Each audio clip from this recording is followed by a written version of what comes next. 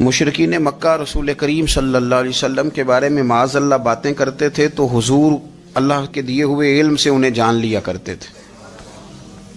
ایک دن وہ باتیں کر رہے تھے تو باتیں کرتے کرتے نا مشرکین مکہ نے عجیب بات کر دی، نادان تھے نا، جانتے نہیں تھے، عجیب بات کر دی، کہنے لگے آہستہ بولو، کہیں محمد صلی اللہ علیہ وسلم کا رب سن نہ لے،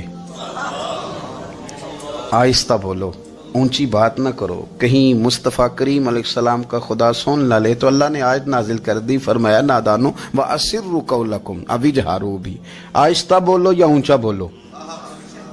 اور شارحین نے مفسرین نے لکھا ہے نہ بھی بولو، آہستہ بولو یا اونچا بولو، یا بے شک تم کوئی بات زبان سے ادا نہ بھی کرو، انہ علیم بذات الصدور، رب تو تمہارے دلوں کے حال جاننے والا ہے، اسے تو پتہ ہے تم نے سینے میں کیا چھپایا ہے، حسد چھپایا ہے کہ رشک چھپایا ہے، عداوت چھپائی ہے کہ محبت چھپائی ہے، اسے تو پتہ ہے، اسے خبر ہے، اس لیے کہ وہ نظر ہی تمہارے دل پہ رکھتا ہے، اسے پتہ ہے تمہارے اندر کیا ہے۔ ہم لوگوں نے نا اپنی سارے معاملات دنیا داروں سے، لوگوں سے، یاروں سے، دوستوں سے وابستہ کر لیے۔ ہمیں تعریف بھی بندوں سے چاہیے، ہمیں اچھے ہونے کا جو ڈگری ہے وہ بھی بندوں سے چاہیے، ہم بندے بڑے نیک ہیں یہ بھی لوگ کہیں تو پھر ہم مطمئن ہیں، ہم صحیح راستے پہ چل رہے ہیں یہ سند بھی بندوں سے چاہیے۔ ہر بات پر اعتماد خلق، ہر وقت لوگوں پر ہی دھیان، لوگوں پر ہی توجہ، لوگوں کے معاملات ہی ڈسکس کرنا، بھئی یہ تو تیرے ذمہ ہی نہیں، تجھے تو کہا گیا ہے کہ وَمَن يَتَوَكَّلْ عَلَى اللَّهِ، تو اپنے رب کی ذات پر بھروسہ کر، فَهُوَ حَسْبُهُ، وہ تیرے لیے دنیا میں بھی کافی ہو جائے گا، آخرت میں بھی کافی ہو جائے گا، وہ تیرے لیے کافی ہے تیرا رب رسول۔ تو اللہ رسول کی جانب توجہ کر۔ ہماری ساری معاملات بندوں کے ساتھ مطلب فلانے کو کیا مل رہا ہے، فلانا کدھر جا رہا ہے، فلانے کے پیسوں پہ میرا کتنا حق ہے، فلانا آگے نکل گیا، فلاں پیچھے رہ گیا، فلاں نے محبت سے نہیں دیکھا، فلاں نے یہ کر دیا، ساتھ چھوڑیں۔ یہ تو ہر وقت تو ذکر آپ کو اللہ کا کرنا تھا، یا ایھا الذین آمنوا اذکروا اللہ ذکرا کثیرا وسبحوہ بکرۃ واسیلا۔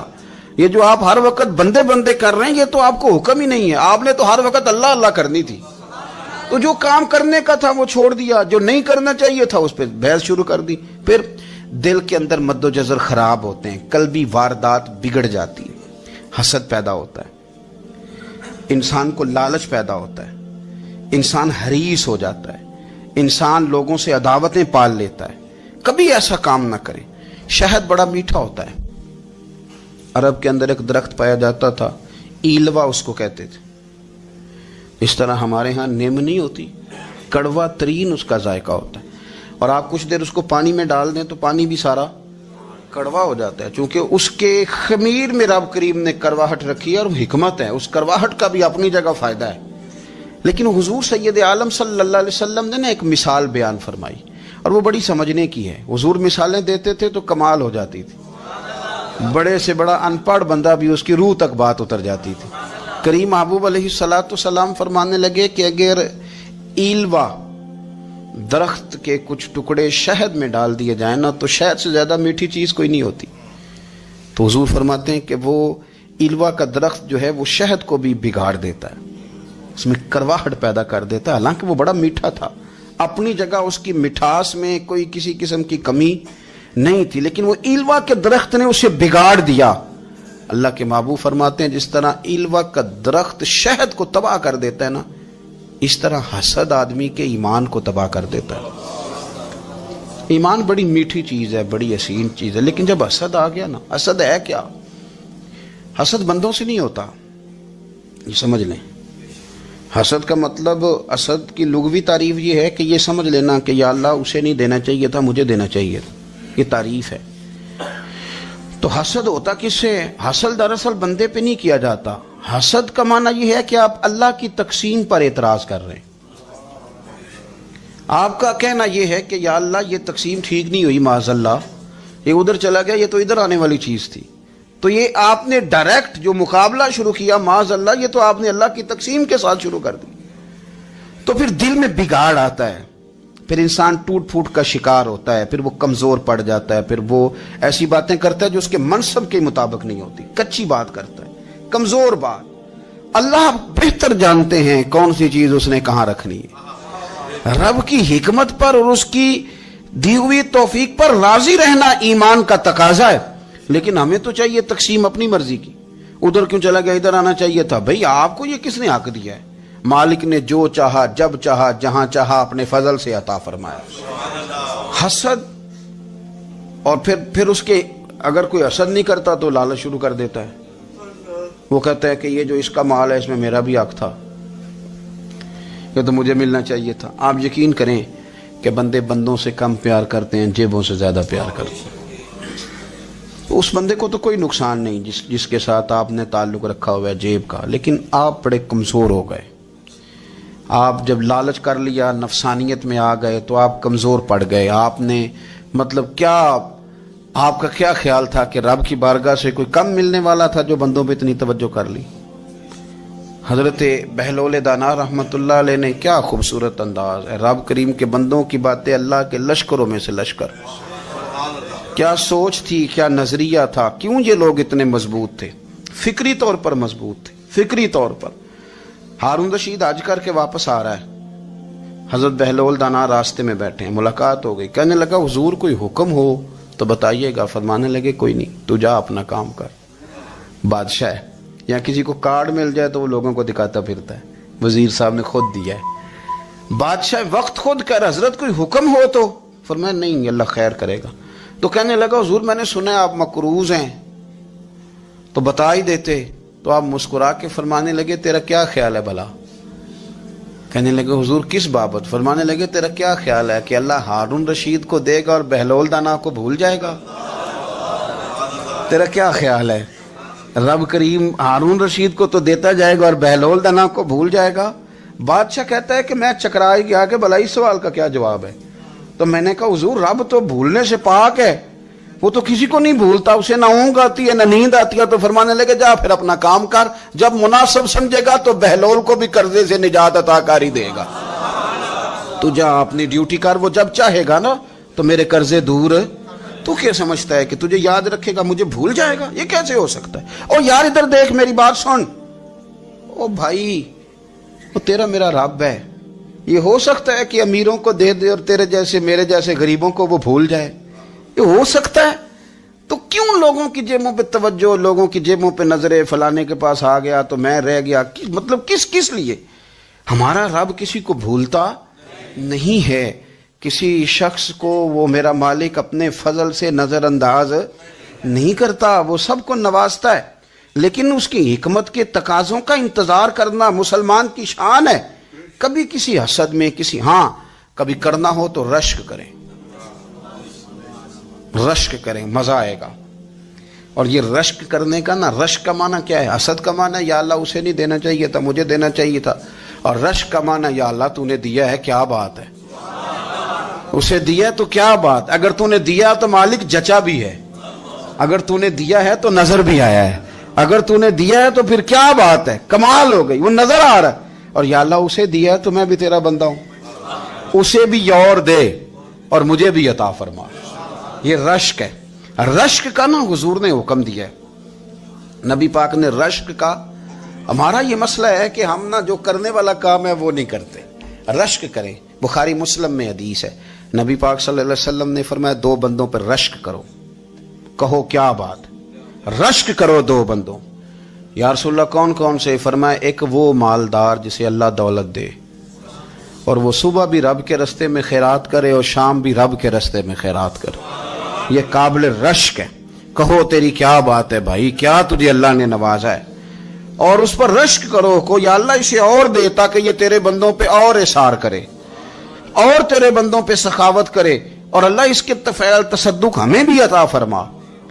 اور حضور فرماتے ہیں ایک مالدار پر جو صبح و شام سخاوت کرے، اور ایک اس عالم پر جسے اللہ قرآن کا علم دے، وہ صبح بھی لوگوں کو قرآن مجید کے ترجمے، تفسیریں، قرآن کے درس سکھائے، اور شام بھی لوگوں کو قرآن مجید کے درس عطا فرمائے۔ اس پر رشک کرو، کہو کیا بات ہے یار تیری، تجھے اللہ نے کتنا نوازا۔ قابل رشک لوگوں پر رشک کرو، ان کی تعریف کرو، ان کے لیے اچھے کلمات ادا کرو۔ معاشرے میں حسد پرموٹ ہوا ہے، اگر کبھی رشک پرموٹ ہوتا نا تو عزتیں بڑھ جاتی، محبتیں بڑھ جاتی، خلوص میں اضافہ ہوتا، لوگ ایک دوسرے کے قریب آتے۔ ہم نے کسی فضیلت والے کی فضیلت کو تسلیم کرنے سے انکار کر دیا، ہم نے کسی بڑائی والے کی بڑائی کو تسلیم کرنے سے انکار کر دیا، ہم نے حسد کیا، ہم نے لالچ کیا، ہم حریص ہوئے۔ اس کا نقصان یہ ہوا کہ لوگ ایک دوسرے کے پاس رہتے ہوئے پاس نہیں رہتے، ایک دوسرے کے ساتھ وقت گزار رہے ہوتے ہیں لیکن ان کے بارے میں رویے ان کے سخت ہوتے ہیں، لب و لہجہ تلخ ہوتا ہے۔ جب وہ کسی کے بارے میں بے لاگ تبصرہ پوچھا جائے تو غلط باتیں کریں، رشک کریں۔ دیکھیں نا، حضرت ابو بکر صدیق رضی اللہ، حضرت عمر فاروق رضی اللہ، ساری زندگی دوڑ لگی رہی۔ حضرت عمر کہتے میں نے ساری زندگی دوڑ لگائی ہے کہ ابو بکر سے آگے گزر جائیں، لیکن یہ دوڑ حسد والی نہیں، یہ رشک والی۔ فرماتے میرا دل کرتا تھا کہ میں نیکیوں میں ابو بکر سے آگے گزر جاؤں، حضور کے عشق میں ابو بکر سے آگے گزر جاؤں، نبی پاک علیہ السلام کی اولاد کی محبت میں ابو بکر سے آگے گزر جاؤں، میں نا خیر کے کاموں میں آگے گزروں۔ کہتے میرا ساری زندگی رشک کا رشتہ رہا۔ یہ رشتہ شاندار ہے، اس پر عمل کریں، اس پر توجہ کریں، بجائے اس کے کہ یہ کہنا کہ استاد جی کا فلانے سے زیادہ پیار ہے۔ پیار کی وجوہات تلاش کر، مرشد فلانے پہ نظر رکھتے ہیں تو میرے بھائی وہ نوٹوں کی وجہ سے نظر نہیں رکھتے، تو وجہ تو تلاش کرنا، وجہ کیا ہے؟ تو اپنے آپ کو اس طرح کا بنا، تو اس طرح کی کیفیات پیدا کر اپنے اندر۔ ہم کیا کرتے ہیں کہ رشک کرنے کی بجائے حسد کرتے ہیں۔ حسد نہیں کریں، اپنے آپ کو سنواریں، وہ رشک کی وجہ سے آپ سنوار سکتے ہیں۔ نبی پاک علیہ السلام کی پیاری زوجہ ام المومنین سیدہ عائشہ صدیقہ، بڑی شان ہے اس خاتون کی، بڑی عظمت ہے ان راہوں کے صدقے جن رستوں سے سیدہ پاک کی سواریاں گزرا کرتی ہیں۔ کیا درجہ اللہ نے دیا ہے سیدہ عائشہ صدیقہ کو۔ کہتی ہیں حضور کا وصال میری گود میں ہوا ہے، اور مولا علی شیر خدا فرماتے ہیں میں نے حضور کو سب سے زیادہ عائشہ صدیقہ سے پیار کرتے ہوئے دیکھا، اور عائشہ صدیقہ رضی اللہ تعالیٰ عنہ فرماتی ہیں میں نے حضور کو سب سے زیادہ فاطمہ الزہرا سے پیار کرتے دیکھا۔ یہ الگ ماحول ہے ان کا آپس میں۔ تو حضرت عائشہ صدیقہ اتنا بڑا مقام، لیکن وہ فرماتی ہیں میں نے ساری زندگی سیدہ خدیجہ الکبریٰ پہ رشک کیا۔ میں نے کہا کیا بات تھی اس خاتون کی جو وصال کر گئیں، لیکن شاید کو دن خالی جاتا ہو کہ مدینے والے ان کی وفاؤں کا ذکر نہ کرتے، شاید کوئی خالی دن جاتا۔ کہتی ہے میں نے اتنا قابل رشک ماحول نہیں دیکھا۔ ایک دن حضور گھر میں گوشت لائے اور مجھ سے فرمایا عائشہ گوشت پکاؤ، تو میں اسے صاف کرنے لگی تو حضور فرمانے لگے شوربہ ذرا زیادہ کرنا۔ میں نے عرض کی حضور کیا کچھ مہمان آئیں گے گھر میں؟ تو فرمایا نہیں عائشہ، مدینہ منورہ میں نا مجھے پتہ چلا ہے خدیجہ الکبریٰ کی کچھ سہیلیاں آئی ہیں، تو شوربہ بنا، میں انہیں پہنچاؤں گا، خدیجہ کی سہیلیوں کو شوربہ زیادہ پکا ذرا۔ تو حضرت عائشہ صدیقہ کہتی ہے میں نے بڑے نرم لب و لہجے میں بڑی بنا سوار کے مسجع مکفہ چن کے جملے بات کی۔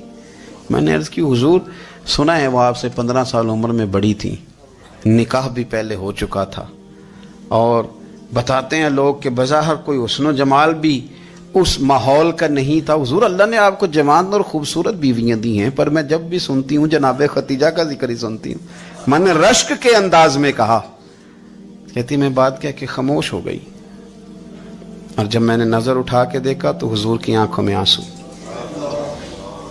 نبی پاک صلی اللہ علیہ وسلم کا یہ انداز دیکھا تو میں نے کہا حضور میں رب رسول کی بارگاہ میں توبہ کرتے ہوں، اب تو رو دیے۔ تو حضور فرمانے لگے عائشہ یہاں جو بھی آیا ہے نا وہ سکھوں اور آسانیوں کے دنوں میں آیا ہے، اور خدیجہ میری ان دنوں کی ساتھی تھی جو میرے تکلیف کے دن تھے، میری آزمائشوں کی، میری پریشانیوں کی میری ساتھی تھی۔ جب لوگ مجھے تکلیف دیتے تھے میں گھر جاتا تھا تو مجھے کہتی تھی حضور آپ تو صلہ رحمی کرتے ہیں، غریبوں کا بوجھ اٹھاتے ہیں، آپ تو لوگوں کے ساتھ محبت سے پیش آتے ہیں، حضور آپ پریشان نہ ہو، آپ کا رب آپ کو ہمیشہ عزتیں ہی عطا فرمائے گا۔ فرمایا وہ میری تکلیفوں کی اسے کیسے، میرے بھائی رشک کیا لوگوں نے ایک دوسرے پر، حسد نہیں کیا۔ ہم تو نا جی اپنی مرضی کے فیصلے کرتے کرتے پیچھے رہ گئے. ہم نے لوگوں کو پیچھے کرنے کا سوچا تھا لیکن ہم سب سے پیچھے رہ گئے. ہم نے سیاست اور سازش کی تھی کہ کچھ لوگوں کے دلوں پہ پیر رکھ کے میں اپنا قد اونچا کروں گا, کچھ کے سینوں پہ پیر رکھ کے, لیکن ایسا نہیں ہوتا. یہ ہوتا نہیں. آپ کسی کی جگہ نہیں لے سکتے اس لیے کہ رب نے سب کی جگہ اپنی اپنی بنائی ہوئی, سب کی جگہ. ہاں ایسا ضرور ہوتا ہے کہ کئی دفعہ نا ہم اپنے مقام کو گرا لیتے ہیں. وہ کسی نے کہا تھا کہ ایسا نہیں کہ تیری جگہ کوئی اور آ گیا, لیکن تیرا مقام بھی اب تیرا نہیں رہا.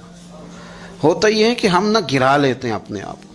اگر ہم رشک کا ماحول پیدا کریں, رشک کا, اور ہم کہیں کہ کیا بات ہے, میں بھی سفر کروں گا, اس جانب جاؤں گا, بجائے یہ کہنا کہ فلاں آدمی بڑا آگے نکل گیا ہے, یہ کر کے نکل گیا ہے, وہ کر کے نکل گیا ہے, یہ کہنا کہ یار میں بھی رب کریم کی اس مدد کو تلاش کرتا ہوں جس کی برکت سے اللہ نے اس پر فضل فرمایا ہے. امام غزالی فرماتے ہیں 3 لوگوں میں حسد زیادہ ہوتا ہے, بغض زیادہ پیدا کر لیتے ہیں. اب چونکہ مضمون ہے تو ساری بات کھل کے ہی کرنی پڑے گی نا. فرماتے ہیں 3 لوگوں میں حسد, بڑے عہدے والوں میں حسد زیادہ ہوتا ہے. یعنی صوبائی وزیر کہتا ہے کہ حق میرا ویسے وفاقی وزیر کا تھا, اور وفاقی وزیر کہتا ہے کہ جتنا میرا تجربہ ہے نا مجھے بنایا وزیر اعظم ہی جاتا تو بات ٹھیک تھی. حسد زیادہ, بڑے عہدوں والوں میں حسد. اور امام غزالی فرماتے ہیں مالداروں میں حسد زیادہ ہوتا ہے. غریب نے غریب سے کیا جلنا ہے, جلنے کو شے ہی کوئی نہیں, کس سے جلیں گے. تو غریب تو بیچارہ 4 روٹیاں ہوتی ہیں تو کہتا ہے چلو ٹھیک ہے آ جاؤ, دونوں مل کے بیٹھ جاتے ہیں. غریبوں کے دوست بھی غریب. امیر حسد کرتے ہیں, وہ سودے پہ سودا کرتے ہیں, وہ ایک دوسرے کی کمزوریاں بیان کرتے ہیں. میں نے گاہکوں کو نفع لیتے دیکھا ہے, فلانے سے مال لیتے تھے جی, اس نے بڑا تنگ کیا, تو کہتا ہے اسی طرح کا تو مجھ سے خریدا کر. لوگ استعمال کر جاتے ہیں. وجہ بیچ میں کیا ہوتی ہے؟ حسد, عداوت, خرابی ہوتی. اور تیسری بات امام غزالی نے شاید میرے لیے کہی ہے.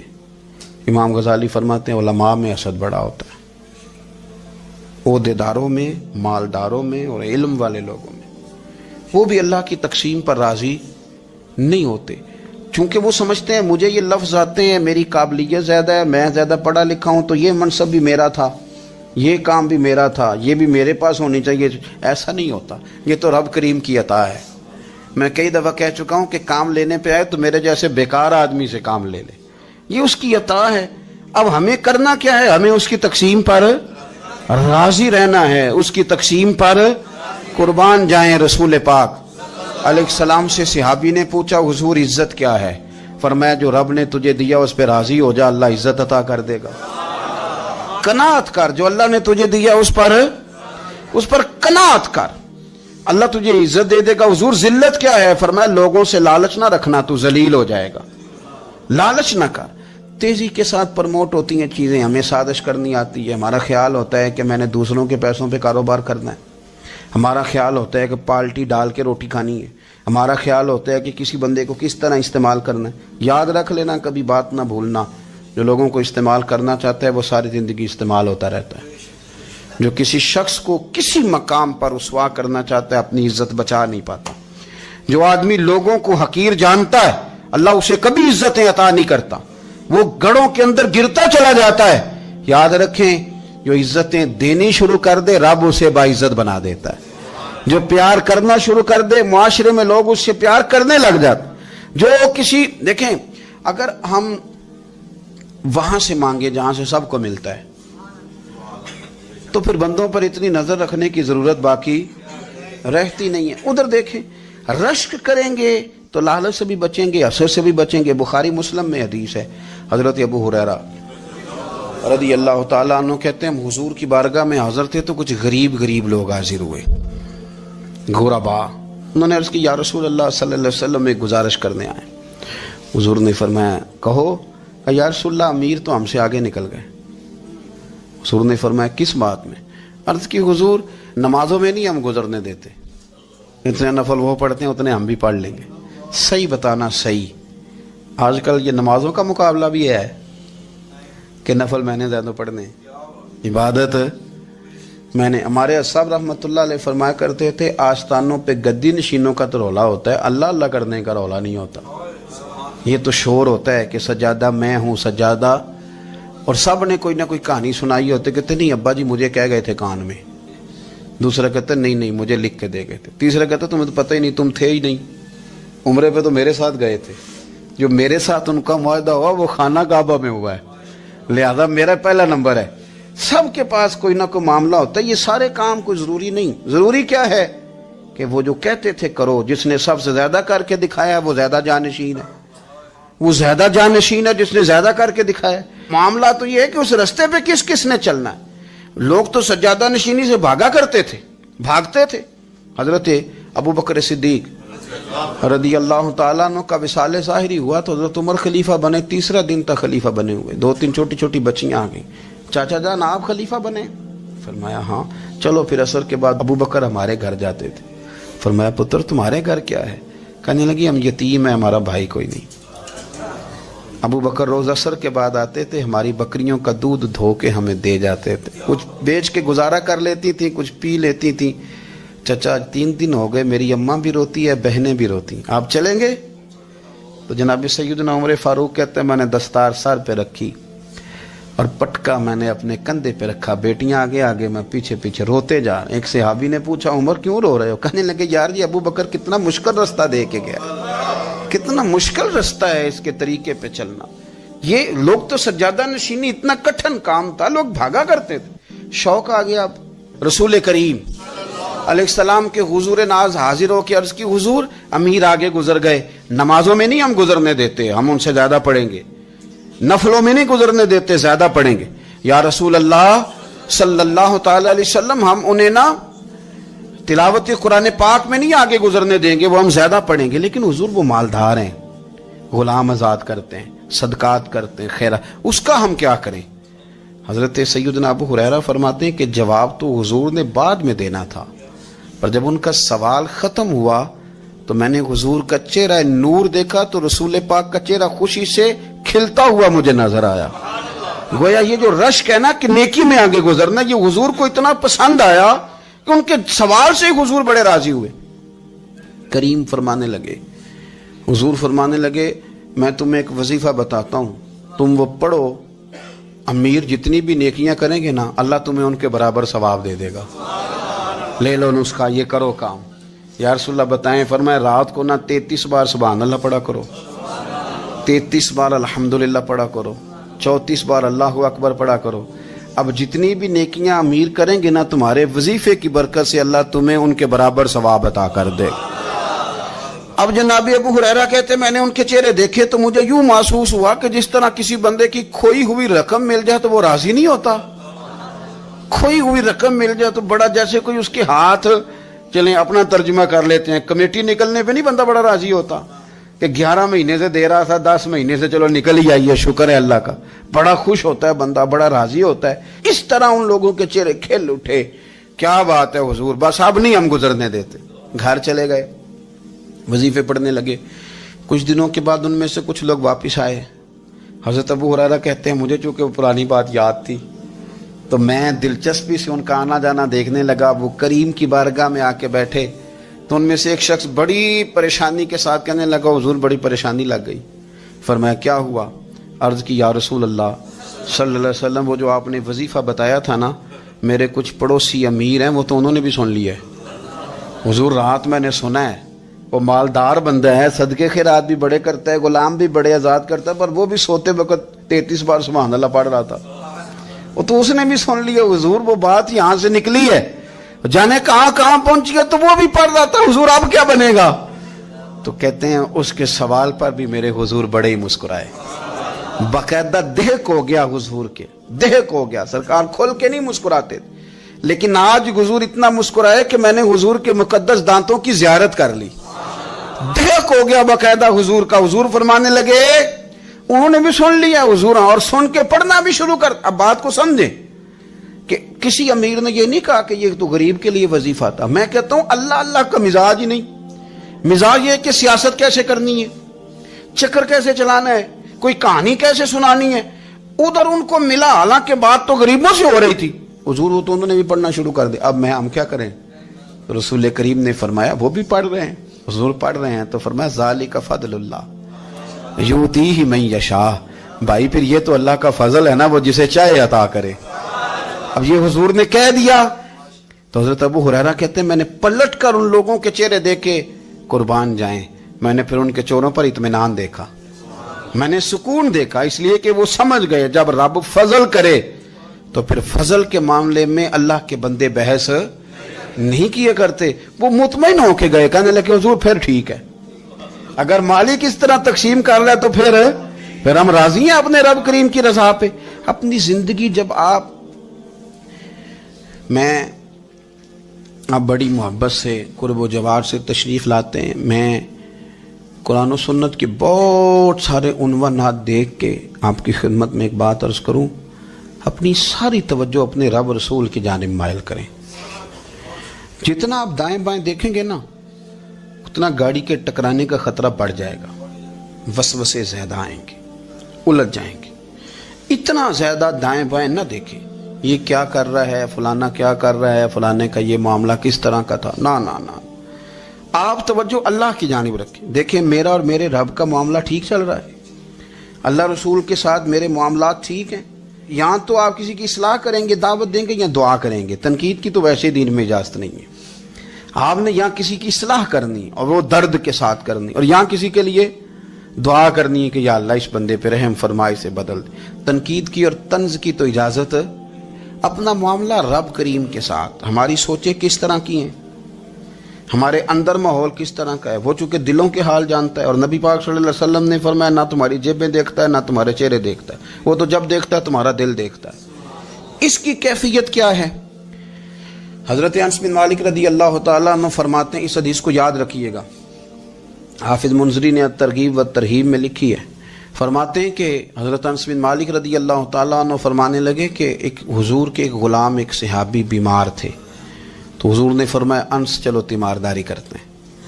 کہتے ہیں حضور کے ساتھ گئے، نبی پاک صلی اللہ علیہ وسلم پہنچے، جب ہم نے اس شخص کو دیکھا تو حضرت انس کہتے ہیں ہم پریشان ہو گئے، کیونکہ ہم نے اسے بڑا صحت مند دیکھا تھا، اب وہ کمزور ہو گیا، وجود پر بہت سارا گوشت دیکھا تھا، اب ہم دیکھ رہے ہیں کہ وہ ہڈیاں ہی ہڈیاں رہ گئی ہیں، چہرہ بڑا بارونق تھا، اب کمزوری ہو گئی۔ رسول کریم تشریف لے گئے اور حضور اس کی چارپائی کے سرہانے بیٹھے، اور جب حضور نے اپنا دست مبارک اس کے بالوں میں رکھا اور نبی پاک نے دست شفقت پھیرا تو کہتے ہیں اس شخص نے آنکھیں کھولی اور حضور کا چہرہ دیکھا تو اس کی خوشی کی کوئی انتہا نہ رہی، بڑا راضی ہوا، بڑا راضی، اور حضور نے اس کے لیے دعا کی، اس دعا پر بھی اسے بڑا اطمینان قلب بھی نصیب ہوا۔ کہتے ہیں حضور اکثر تیمارداری فرماتے تھے، پر آج نہ حضور نے ایک نرالی، انوکھی اور انفرادی بات ارشاد فرمائی۔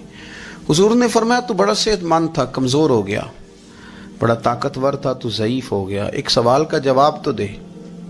یا رسول اللہ فرمائیے۔ تو حضور فرمانے لگے اس حالت میں جب تو شدید بیمار اور تکلیف میں، یہ بتا کہ اس وقت تیرا اپنے رب کے بارے میں گمان کیا ہے؟ حضرت انس کہتے ہیں پہلے حضور بیماروں سے یہ سوال نہیں پوچھتے تھے، آج پوچھا، کیونکہ صحت میں لوگوں کی زبان پہ شکر ہوتا ہے اور بیماری میں شکوے ہوتے ہیں، معاذ اللہ۔ اس وقت اللہ کے بارے میں یہ سوچ حضور نے ہمیں دی ہے، ہم نے ہر وقت یہ ذہن بنانا ہے کہ یہاں رب کریم کے بارے میں کیا تصورات پل رہے ہیں، آوازیں کیا اٹھ رہی ہیں، اس وقت تیرا اللہ کے بارے میں گمان کیا ہے؟ تو جناب انس بن مالک کہتے ہیں اس نے ہمیں اشارہ کیا کہ مجھے اٹھا کے بٹھاؤ، ہم نے بٹھایا تو کہتے ہیں پھر اس نے اپنی آنکھیں کھولی اور حضور کے چہرے نور پر نظر کر کے نظر جھکا لی، عرض کرتا یا رسول اللہ میں کمزور ہوں، بیمار ہوں، تکلیف میں ہوں، اٹھ نہیں سکتا، کھا نہیں سکتا، پر حضور ابھی بھی میرے دل سے آواز یہی نکلتی ہے کہ میرا رب بڑا ہی کریم ہے، میرا اللہ بڑا ہی مہربان ہے، وہ بڑا ہی معاف کرنے والا ہے، وہ اپنے بندوں سے پیار ہی بڑا کرتا ہے۔ آپ میری بات کو سمجھیں، کیفیت کیا ہے اور الفاظ کیا ہیں۔ حضور وہ مجھ سے بڑی محبت کرتا ہے، بڑے پیار والا ہے۔ یہ لفظ کہتے کہتے آواز بھرا گئی، آنسو نکل آئے، پھر اس نے تکلیف زیادہ محسوس کی تو وہ لیٹ گیا، اور پھر اس نے حضور کے چہرے نور پہ نظر ڈالی، کلمہ پڑھا، روح ہی پرواز کر گئی۔ حضرت انس بن مالک فرماتے ہیں ہم اس کے گھر سے نکلے اور جب حضور اس کے کمرے سے باہر آئے تو رسول کریم نے پلٹ کر رک کر پھر پیچھے دیکھا اور فرمایا انس اگر کسی جنتی کی زیارت کرنی ہے تو میرے اس غلام کا چہرہ دیکھ لو. اس لیے کہ جن لوگوں کے نظریات رب کریم کے بارے میں اس طرح کے ہوں پھر ان کے خاتمے خیر کے ہوتے ہیں، پھر اللہ ان کے لیے جنت کے فیصلے فرماتا ہے. اپنے افکار میں، نظریات میں، سوچوں میں کوئی ضروری نہیں ہے کہ ہم لوگوں کو دو لفظ کہہ کے مطمئن کر لیں تو ہم خود ضمیر کے قیدی بن کے زندگی گزار دیں. یہ معاملہ ٹھیک نہیں، یہ صحیح نہیں چلتا. آپ اپنی قلبی واردات پر، قلبی خیالات اور تصورات پر کڑی نگرانی رکھیں گے. آپ دیکھیں گے کہ کہاں یہ مجھے خرابی کی طرف لے کر کے جا رہا ہے، کہاں یہ بدگمانیاں پیدا کر رہا ہے، کہاں یہ خرابیاں لا رہا ہے. یہ سختی پیدا کر دے گا، نفرتوں کو، لالچ کو، حسد کو، عداوت کو یہ بڑھا دے گا. آپ اپنے معاملات پر اپنے دل کو ہمیشہ حاضر رکھیں. اللہ اپنے محبوب کا صدقہ فضل کرے. وہ مقلب القلوب ہے تو وہ ہمارے دلوں کو اپنی طرف پھیر دے.